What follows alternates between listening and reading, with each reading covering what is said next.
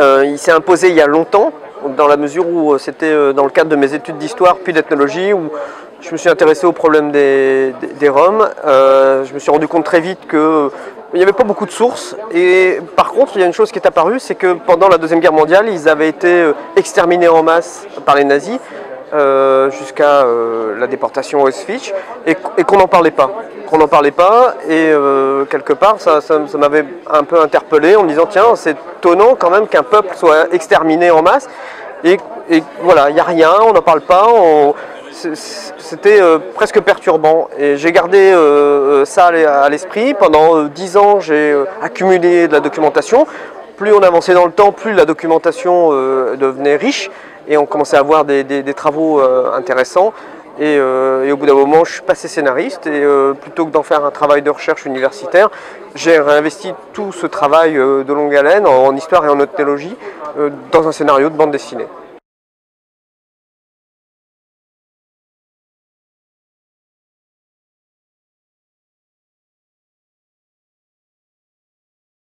Alors, il y a plusieurs facteurs. D'une part, ils n'ont pas d'historien. Le peuple rom n'a pas d'historien. Alors, c'est pas un peuple, c'est une multitude de peuples, et il n'y a pas beaucoup de sources directes, c'est-à-dire il n'y a pas beaucoup de témoignages. Il y avait un bouquin de 79 de Bernada qui s'appelait l'Holocauste oublié. Il avait recueilli, il y avait quelques témoignages de Rome, mais sinon il n'y a pas d'historien Rome, comme il n'y a pas d'État-nation, il n'y a pas de structure représentative, voilà, donc il n'y a pas eu de témoins. Comme je dis toujours, il n'y a pas eu de Primo Levi ou de Lanzmann ou même le Maus de Spiegelman pour justement porter comment dire, le témoignage de cette extermination par les nazis. Donc voilà, je pense que c'est un des facteurs importants qui a joué dans le côté histoire oubliée.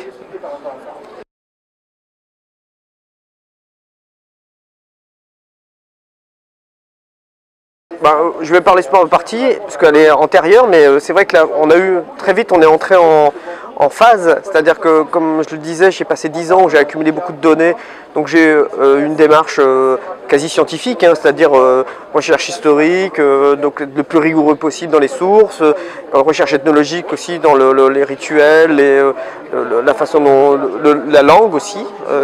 Voilà, et une fois que moi j'ai terminé ce côté recherche historique mais pure, Arnaud, lui, il fallait qu'il montre ça, et il a eu la même démarche, la même rigueur. Donc là, je lui laisse la parole pour qu'il explique un petit peu. Non, moi je fais le travail de tout dessinateur de bande dessinée, je pense, qui est dans ce genre, la fiction historique. Il y a un travail de mise en scène, un travail de recherche iconique. Bon, aujourd'hui on a Internet, donc on a beaucoup de sources. Hein. Je pense à Hergé qui dans les années 50 cumulait toute la documentation, la rangeait. Donc nous on a une grosse source iconographique via Internet. Par exemple le déplacement des personnages, je l'ai fait par Google Maps interposé. Grosse source iconographique via les livres aussi, via le livre que Michael m'a soumis. Donc voilà, donc un travail, s'il fallait comparer ça avec le cinéma, la mise en scène BD, en tant que dessinateur, on est obligé de s'occuper des accessoires, des lieux, des décors, de la lumière, on est un peu acteur aussi, puisque les personnages, l'empathie avec les personnages veut qu'on les incarne, qu'on les ressente, qu'on les fasse vivre pour les dessiner, pour les rendre le plus, comment dire, palpable possible. Donc voilà, c'est un travail de longue haleine. Il y a, par exemple, quand Michael m'écrit, tiens, on a une scène là qui se passe dans le bureau du docteur Ritter. Moi, je passe une après-midi à chercher le moindre détail, et puis j'apprends en même temps. C'est-à-dire que j'arrive en ne sachant pas, on n'est pas inné, on n'a pas une culture innée. Donc chaque détail va me demander une vérification. Donc il faut se poser les bonnes questions. L'image, la représentation de la scène à décrire, à faire, nous pose des questions. Par exemple, pour ce bureau de médecin des années 30, quel est l'aspect du mobilier, quel est l'aspect des outils de médecin, est-ce qu'il y a l'électricité, quelle est la forme d'un bouton de poignée de porte et d'un interrupteur, tout pose question. Donc c'est beaucoup de temps passé sur des sur des détails, mais ce sont ces détails qui participent à recréer l'illusion de la période. Donc on passe beaucoup de temps à dessiner des choses que les lecteurs ne verront pas. Oui, mais qui sont essentielles. C'est-à-dire que c'est aussi ça qui fait que le lecteur adhère et se laisse emporter par l'histoire. C'est tous ces détails que tu mets, toutes ces recherches incroyables que tu as pu faire et qui sont juste là, posés dans le décor, mais en même temps qui crédibilisent l'ensemble de l'histoire. Je parle des détails, mais après, bien sûr, il y a des, comment dire, il y a le décorum dans le sens large aussi. Par exemple, le travail qui a été fait sur le camp d'Auschwitz, que j'ai voulu le plus neutre possible. On a, par exemple, un plan de présentation du camp que j'ai pensé presque comme une illustration pédagogique. J'ai essayé de le faire le plus neutre possible, parce qu'il y a aussi la question de la mise en scène qui a... comment dire, qui a évolué, qui m'a fait réfléchir tant que le livre se présente sous une forme de polar, de roman d'initiation. Ça m'a pas posé problème de poser une esthétique. J'ai essayé de travailler au lavis les lumières comme dans les films des années 30-40 que j'aimais beaucoup, le cinéma de l'époque. Ça a été mon approche, qui est-ce qu'elle est. Et quand je suis arrivé sur le camp, le sujet même m'a posé la question de sa représentation. C'est-à-dire que voilà, j'ai un peu levé le pied sur des effets de lumière et je suis devenu plus neutre parce que esthétique et histoire, enfin qui plus est cette partie de l'histoire, m'ont posé des vraies questions de représentation, Ouais, on ne voulait pas d'excès de dramaturgie sur des scènes qui se suffisaient à elles-mêmes. On ne voulait pas en rajouter dans l'horreur, par exemple.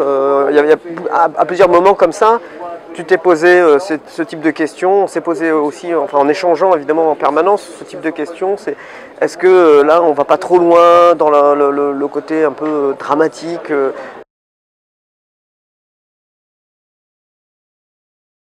Oui, et puis pas jouer entre guillemets la facilité en accentuant les côtés un peu dramatiques, un peu horribles, un peu voilà. On a toujours été un peu en retenue parce que l'horreur se suffisait à elle-même quelque part et tout le temps on était en attention à pas aller de pas trop en rajouter. Voilà. Et le choix du sépia, c'est ça aussi. Hein, c'est cette recherche-là une forme de sobriété quelque part. Par respect pour eux, on voulait être sobre dans notre approche.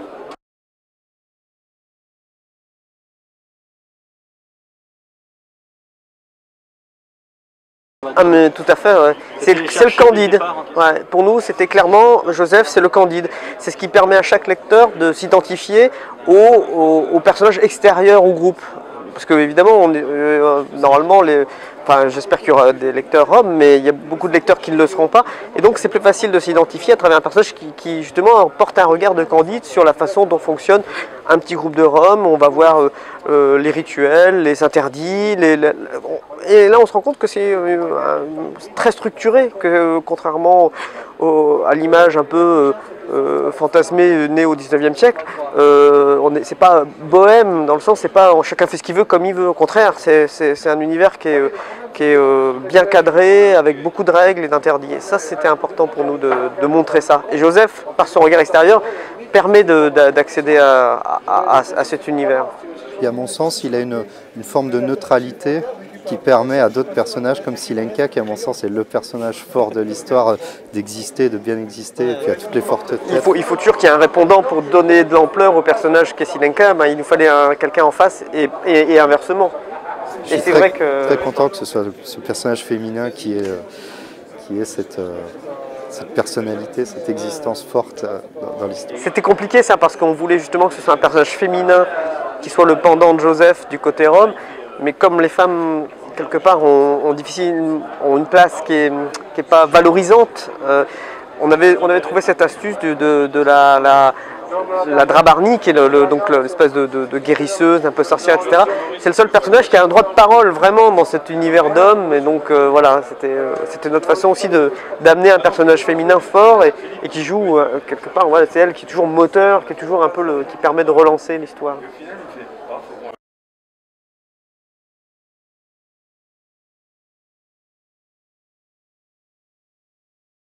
On leur enlève une partie de ce qu'ils sont.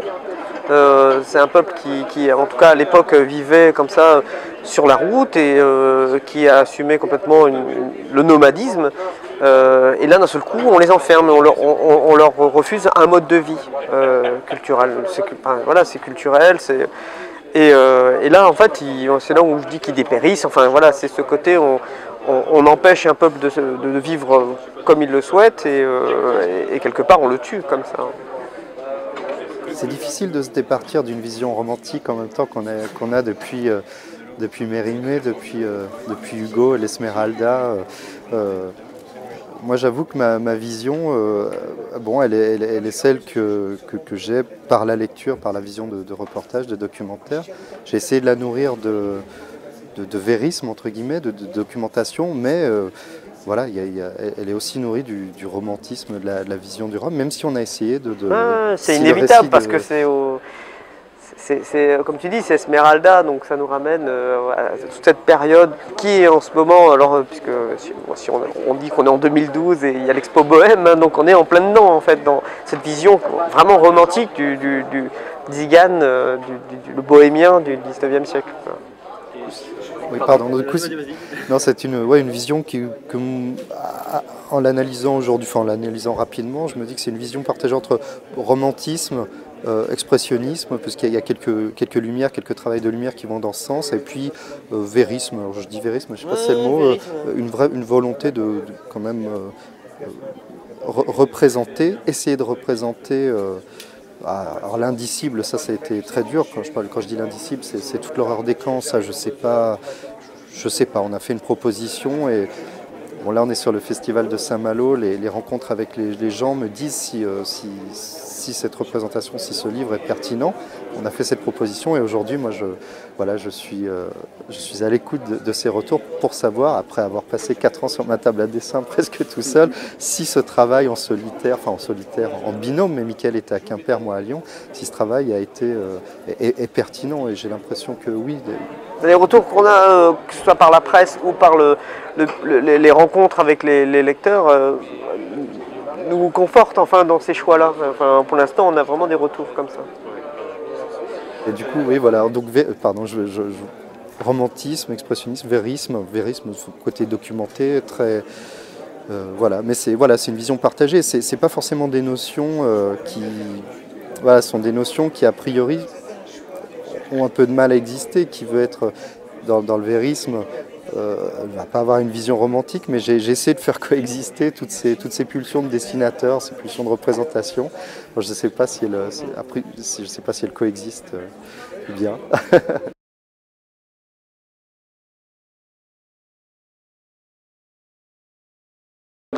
Alors à Auschwitz, effectivement, il y avait des spécificités, c'est-à-dire que déjà il y avait un camp pour familles roms. Alors ça commence avant ça. Les Juifs, quand ils arrivaient à Auschwitz, ils arrivaient à ce qu'on appelle à la rampe, c'est la rampe d'accès au train, et à ce moment-là, il y avait un tri qui se faisait entre ceux qui avaient un potentiel pour travailler et ceux qui ne l'avaient pas, donc les femmes d'un côté, les enfants, les hommes de l'autre, etc. Et les Roms, quand ils arrivent, ils ne sont pas sélectionnés à la rampe. Ils vont tous en famille dans un camp pour famille Tzigan, qui est le camp B2E de Auschwitz-Birkenau, parce qu'on parle de... Souvent on parle d'Auschwitz, mais en fait c'est 3 camps différents, et là on parle du plus grand qui est Auschwitz-Birkenau. Et là il y avait vraiment une partie d'Auschwitz-Birkenau qui était dédiée à l'accueil des familles Tziganes. Alors attention, c'était pas le luxe, hein, loin de là, c'était des écuries qui avaient été retransformées pour accueillir, donc c'était dans des conditions d'hygiène déplorables. Ils mouraient plus parce que jusqu'en 1943 ils ne sont pas exterminés comme les Juifs, hein, ils ne vont pas à la chambre à gaz. Ils le seront à partir de 1943, mais même avant 1943, ils meurent parce que les conditions de vie sont déplorables, d'hygiène, d'alimentation. Ils sont victimes du froid aussi, ils sont victimes du typhus, mais aussi d'une maladie qui était spécifique, qui était le noma, qui est un cancer des joues. Donc, ils se décharnaient complètement et d'un seul coup, la mâchoire apparaissait. Enfin, c'est horrible, c'est une horreur. Et donc voilà, oui, il y avait une spécificité, ils gardaient leurs vêtements, ils n'avaient pas l'espèce d'uniforme rayé qu'avaient les Juifs, ils gardaient leurs instruments parce que les officiers allemands aimaient bien le côté orchestre, voilà. Alors oui, ça a provoqué par exemple, il y a des juifs qui disaient oh, ils ont de la chance, au moins ils ont leur famille. C'est vrai qu'il y avait ça. Mais bon, ça n'empêche qu'ils ont été, à partir de 1943, exterminés aussi de la même façon. C'est-à-dire qu'à ce moment-là, Himmler décide d'envoyer tous les Roms à la chambre à gaz. Et voilà, ils sont gazés et au four crématoire.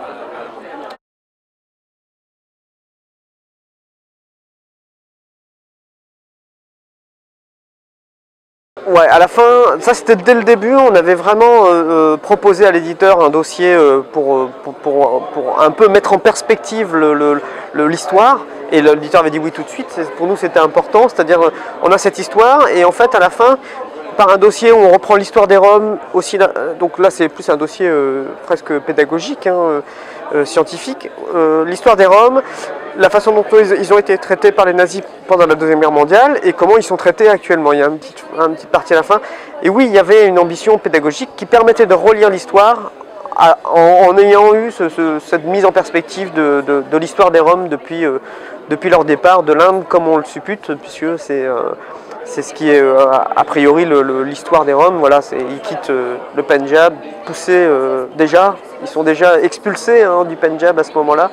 Et là, on remonte à entre le 5 et... Enfin, surtout au XIe siècle, mais apparemment, il y a eu plusieurs vagues entre le 5e et le XIe siècle. Donc voilà, ça date pas d'hier. Alors en France et en Europe, au début, ils sont bien accueillis. C'est pour ça qu'on les appelle bohémiens, ils ont des lettres que leur ont remis le roi de Bohême, et une espèce de lettre de recommandation. Et donc au début, ils sont bien accueillis. Puis très vite, en fait, il y a un rejet, parce qu'il y a un rejet du nomadisme, du rejet du mode de vie nomade. Et pendant comme quelques siècles, et petit à petit, ils ont commencé à être rejetés. Puis, à partir du début du XXe siècle, on commence en France notamment, il y a ce qu'on appelle, ils sont obligés de porter le carnet anthropométrique. C'est-à-dire c'est un carnet qui a été mis en place par la police pour donc le face, profil, etc. Là, le Bertillon qui avait mis ça en place. Et voilà, ils sont déjà considérés comme une population criminogène. Simplement parce qu'ils sont, non pas parce qu'ils font, mais parce qu'ils sont. Sous le fait qu'ils sont roms, ils sont considérés comme une population criminogène. À partir de 1912, c'est un carnet qu'ils ont obligatoirement sur eux, qu'ils doivent présenter à la police systématiquement, dès qu'ils arrivent dans une ville.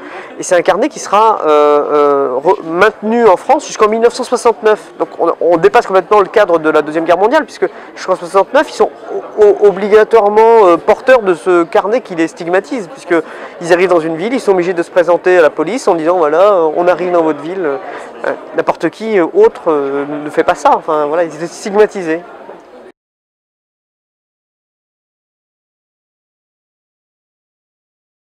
Ouais, comme j'aime le rappeler, c'est Michael qui a été porteur de ce projet. Moi, ça m'a d'ailleurs posé la question très rapidement en tant que dessinateur. Donc un dessinateur, c'est quelqu'un qui est souvent chez lui, à sa table à dessin, de mon engagement personnel. Je ne dis pas que je suis plus engagé, mais je suis plus à l'écoute. Je suis plus sensible. Ouais. J'ai été sensibilisé à ça. Et d'ailleurs, c'est ce que j'aime dans ce métier. J'aimerais autant que possible qu'à l'avenir, les projets sur lesquels je travaille m'apportent, soit prétexte pour des découvertes. C'est un métier formidable pour ça, la bande dessinée. Si on est un peu curieux, on a là un très bon vecteur de culture et de découverte, toute découverte confondue, découverte des autres, des gens, de civilisation, d'histoire, de toutes sortes de choses, de formes. C'est un enrichissement personnel permanent en fait, hein, ça permet ça. Là en tout cas pour nous ça a été un enrichissement.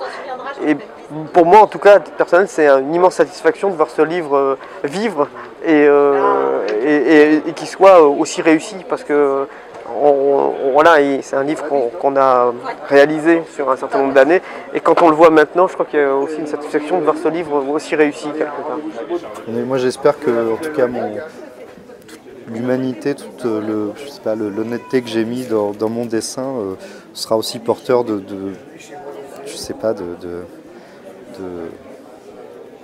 servira l'humanisme en tout cas du récit que Michael m'a présenté à l'origine.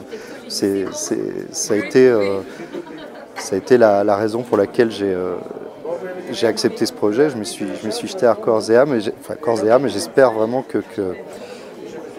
les intentions de nourrir ces personnages de ce que je suis et de mon regard des gens, mon regard sur l'humanité transparaîtra dans mon dessin. Je ne sais pas de quelle manière, mais je sais que moi j'ai foi en le dessin, j'ai foi en la bande dessinée, j'en lis depuis que je suis gamin, j'ai foi aussi en la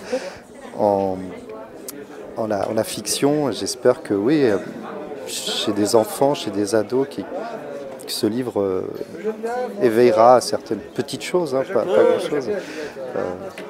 Voilà. Merci. Merci à vous. Merci à vous, merci beaucoup.